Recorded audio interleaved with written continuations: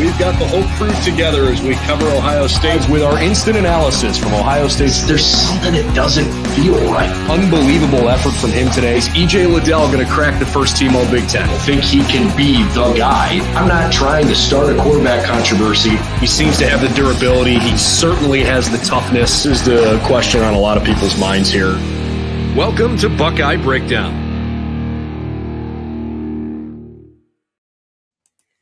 Well, happy Thursday morning, everybody, and welcome back to Buckeye Breakdown. It's just a couple days now, 2 days, in fact, before the Ohio State Buckeyes finally open the 2022 season. Today is September 1st.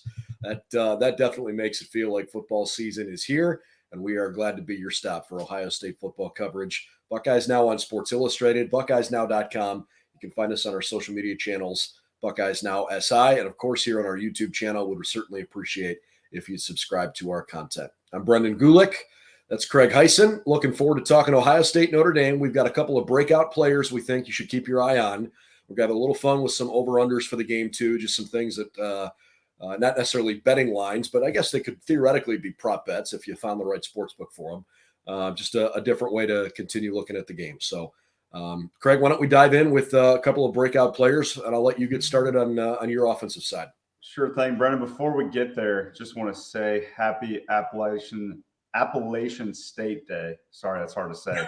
That's right. I forgot. You're right. Years ago today, Corey Lynch, funny story. Actually, I grew up in Cincinnati, so he played for the Bengals for a quick minute.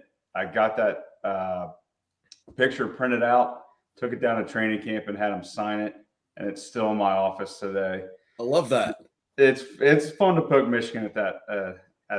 For that one, just because that was a big upset. Still, in my opinion, the biggest upset of all time in college football. Well, a lot of people kind of, if you're in Big Ten country, maybe you remember, but a lot of people tend to forget that was the first game ever televised on Big Ten Network, because Big Ten Network's 15th game was yesterday. So the first ever game they put on is that upset? Are you kidding me? Unbelievable. So just want to get that in there before we get started. So. Love that. All right, let it fly. Your breakout player offensively. So breakout player offensively, not really going to shock anybody probably, but I'm going to go with Travion Henderson. I think my takeaway from, and I was going to ask you with your time with the players yesterday, but it sounds like Travion really loves the new turf. So when he said yesterday that sometimes he would be running and just randomly roll his ankle and it would keep him from getting more yards, that was I couldn't believe it. Not good. Yes. So the fact that he's in love with the new turf is probably bad news for Notre Dame.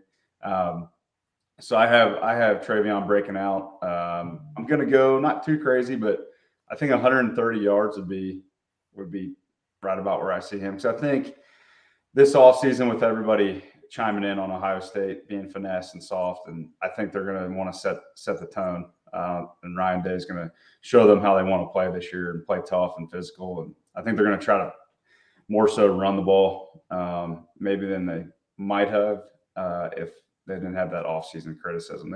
They kind of want to set the tone in this game, I think. I mean, I fully expect the first play from scrimmage when Ohio State has the balls to be a handoff to Travion. I don't know which way they're going to run it, but I think Ohio State right from the get-go is going to try to establish that and basically say, prove that you can stop us, and then when you can, we're going to throw to any one of our All-American wide receivers. So I like that. Not a huge surprise. I'm actually going to go on the wide receiver route.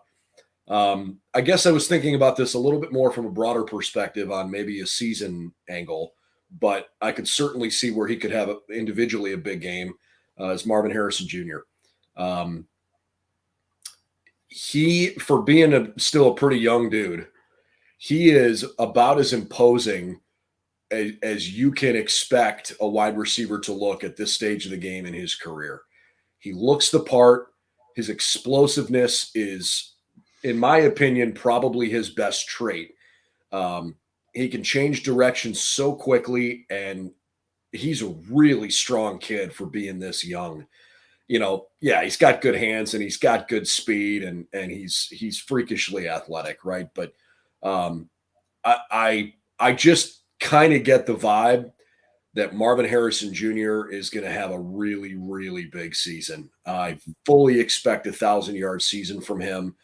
I think it might be hard for him to have a huge game against Notre Dame because I think Notre Dame will probably put its best corner on him since Smith and Jigba is probably going to be in the slot most of the time. So it's certainly possible for Marvin to go off and have a big day, but I would say I expect him to have a 100-yard receiving game for sure. I'd be surprised if he didn't. And, I think Harrison.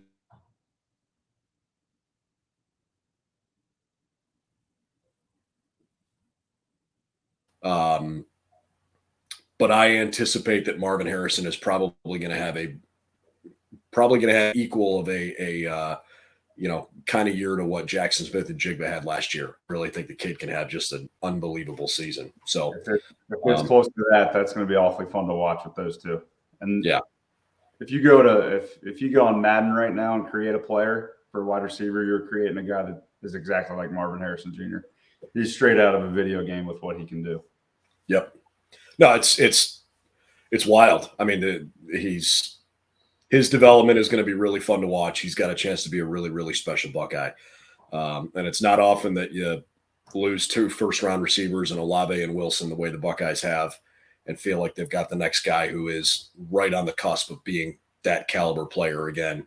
I also think Emeka Egbuka could have a really good year. I love his athleticism, but Marvin is eye-popping. Should be a lot of fun. So that's my guy on the offensive side. I'll start on defense. Yep. Again, I'm talking maybe a little bit more big picture, but I could see where he could be really important, especially against Notre Dame. I'm going to go with Tanner McAllister.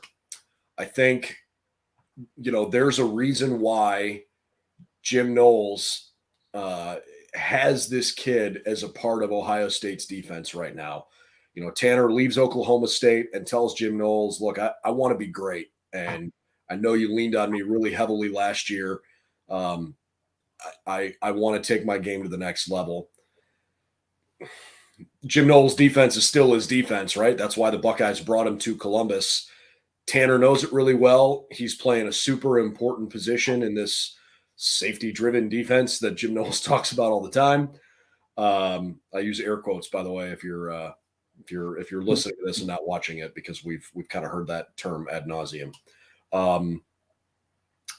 I get the impression that, depending on where McAllister is lining up, and I just can't wait to see it on Saturday, especially against Notre Dame, where they're going to use the tight end a lot, that nickel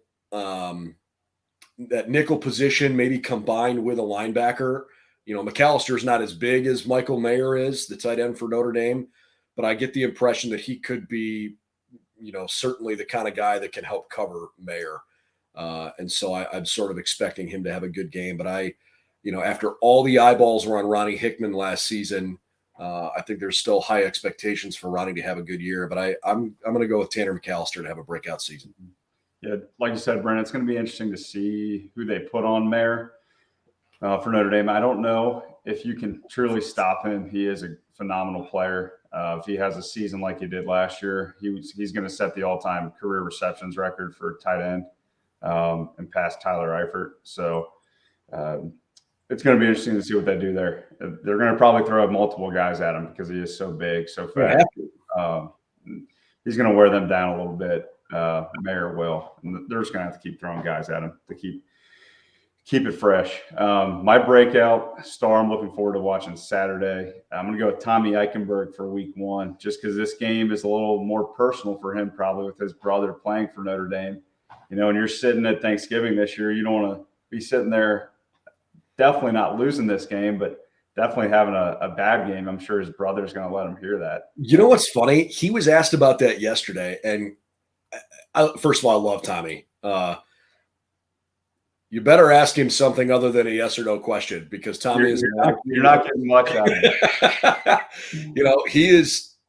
He's all ball all the time, which is really cool because there's no distractions for him. But, to your point, Craig, I mean, his brother Liam obviously was a fabulous offensive linemen at Notre Dame. And so he was asked a couple different times yesterday by reporters, whether or not he and his brother have talked about this game. And I mean, he gave some almost strange answers about well, no, we really, really haven't talked about it. He better be cheering for Ohio State. But he was like dead serious. He's like, I think he's happy, he's cheering for me, but I don't know how much of his allegiance is to Notre Dame. It was kind of funny. And then, he said, I don't even talk to my parents about football. They know not to text me or ask me anything. I was just like, okay. I mean, you're the machine. That's fine. You're the, I think back to that Sports Center Albert Pujols commercial. Did I hear him right when he said that his brother's not going to the game Saturday? He did say that. Yeah. Maybe Liam will surprise him and show up. I don't know what Liam's got going on, but that's where I would be. Yeah, that was surprising. But yeah, this one's personal for him. I know if I was going against if I had a brother, one of their teams, I'd want to definitely stick it to them to, have that one up on your brother. So. And even beyond that, I mean, we talked about this the other day, but the idea that he went from where he was at the beginning of the season last year and frankly, not playing very well against Tulsa to having a monster game in the Rose Bowl. You wouldn't know the difference because Tommy was the same dude week 3 versus the end of the year. But he talked about how his practice habits have changed and how you just have to rep things a little bit differently during the week. He talked about how it was how he has started to see things faster and anticipate things quicker. There's never really that light switch moment where it just clicks. But he said when you do it over and over again, you eventually get it. I wholeheartedly expect him to be the anchor of the middle of that defense this year. So it wouldn't surprise me at all if he has a big year. And I just got to give you one quick shout out from yesterday. I was watching the videos, meeting with the players. So Jackson Smith-Njigba, obviously the biggest star on the Buckeyes, at least in my opinion. Okay. He sets up his table right next to Tommy. You stay and ask Tommy questions while everybody else bolts over to Jackson. So by the end of the year, I think Tommy's going to be giving you some good answers. I hope so. Yeah, stayed with them when everybody took off Bolton to go see what Jackson had to say. Well, here's the flip side. When Travion Henderson was at that table, I was in the middle, and it almost felt for a minute like there were 3 of us that had, a de facto one-on-one with Mayan Williams. And I asked Mayan 6 questions because nobody else was there, and that's fine. I wanted to hear what he had to say. Right. So, yeah, spread the love around for those guys. But I try really hard to find ways to get genuine good answers because I think I think if you ask the right questions that those guys will tell you something other than just, a prototypical, we're going to go out and play hard. We practiced hard. We're ready for this kind of thing. All right. These will be more quick hitters, but want to go through a few, let's call them over-unders for Saturday's game in particular as we continue to preview the game. I've got 4. I don't know how many you have, but I want your opinion and then a quick reason why or why not. So let's start. Ohio State 45 points over under. I'm going to go under, but just barely. Okay. Why do you think so? I just think that first game, they're really going to emphasize the run, in my opinion. So they might slow the game down just a hair compared to what we're going to see the rest of the way, just because they want to show how tough they are, I think. I have them scoring just under that. I have them at 42. So okay. Ohio State's the only team in the country that's averaged 40 points per game every year since 2017 when Ryan Day became part of the program, obviously before he was the head coach. So it would be par for the course for them if they hit the 40-point mark. 45 would be interesting. We'll have to keep our eye on that. I got a couple more, but we can rotate. What's your first one? Yep. I got Jackson Smith-Njigba 9.5 catches for you on Saturday night. Ooh. That's a really good line. I'm going to go under. Not because he's not capable of more. I think Ohio State is going to run the ball sometimes in head-scratching situations. I think Notre Dame's defensive line is very good, and it's probably the one unit that Notre Dame has maybe an equal task. I don't know if they have an advantage over Ohio State's offensive line, but I like their defensive line a lot, and I think the Buckeyes are going to try to prove that they can run the ball in some hard-nosed situations. So I'm just not sure CJ is going to get to Jackson more than 9.5 times. Mhm. Plus, I said I think Marvin could have a big game, and Emeka and Julian will be on the field quite a bit, I think. So I'm going to go with under. I would love it if Jackson Smith and Jigba had a 10-catch, 160-yard game. That's possible, Yeah. but I don't know if that's going to happen. I think we're going to hear this phrase a lot this year, and it was said a lot when the Lakers put their super team together. There's only one ball. Sure. So somebody's not going to have the monster game that we're accustomed to seeing. And let's jump in here real quick with this. I know there have been some questions asked of Jackson Smith and Jigba about, do you know how many 2,000-yard receiving yard seasons there have been? And, do you think you can get there? I don't think it's good for the Buckeyes if he has 2,000 yards. I think they need better balance than that. I would rather see 3,000-yard receivers across Emeka and obviously Marvin and Jackson, the way that they almost had it last year with Garrett and Chris and Jackson. I would far rather see that than see Jackson Smith and Jigba with a 2,000-yard season. Not because he can't do it. I just don't want to see the ball in his hands and become too predictable all the time. Right. Totally agree. Back on the Notre Dame defensive line front, my next one, Notre Dame over under 2.5 sacks. I'm going to go under as well on that one. I believe in our offensive line. I think they're going to be really good this year.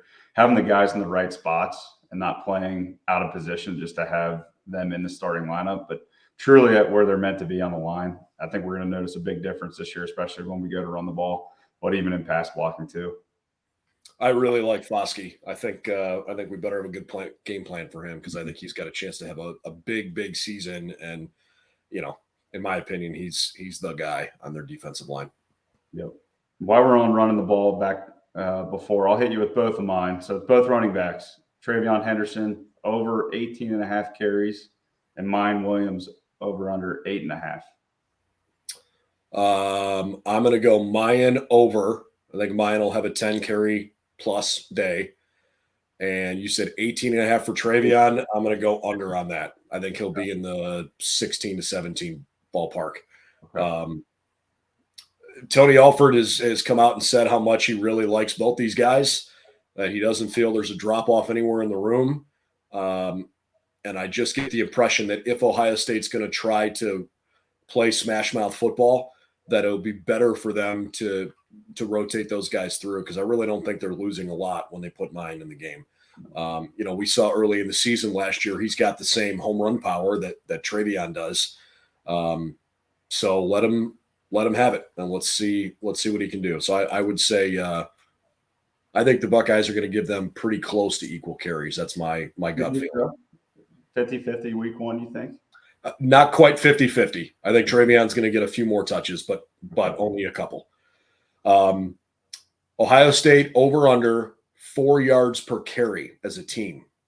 That's right at kind of what my 130, I think I said for Travion.